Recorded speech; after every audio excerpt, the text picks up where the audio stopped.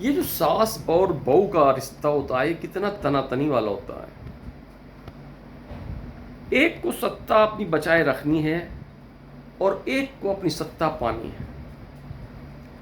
एक अपनी सत्ता बढ़ाने के रूप में सोचती है और एक अपनी सत्ता को बचाए रखने में, वही जिस तरह से तख्ता पलट होता है। ये सास और बहू का रिश्ता घरों में तो होता ही है।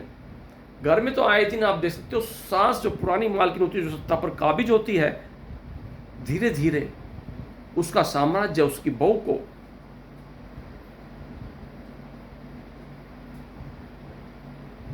प्राप्त होने लगता है। धीरे धीरे सास का वर्चस्व कम होता जाता है और एक दौर ऐसा आता है कि सास या तो खुद दे देती है सत्ता या भगवान उससे सत्ता ले लेता है और बहू को सौंप देता है। ये खाली घर में ही नहीं होता।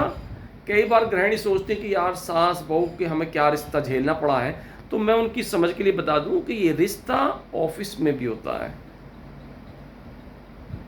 हाँ जी, सरकारी ऑफिस हो, प्राइवेट ऑफिस हो, वहाँ पर भी एक बॉस होता है और उसके सबॉर्डिनेट होते हैं, तो उसके चेले कह सकते हैं।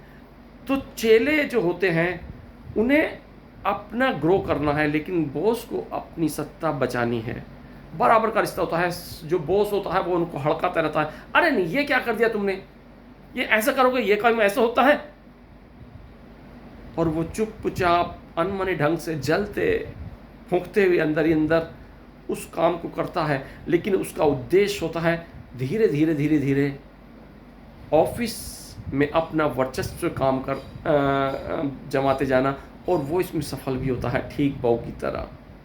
बॉस के हाथ से एक ना एक दिन सत्ता फिसल जाती है और उसके जो जूनियर होते हैं वो सत्ता हासिल कर लेते हैं, लेकिन ये सिलसिला नहीं रुकता यहाँ।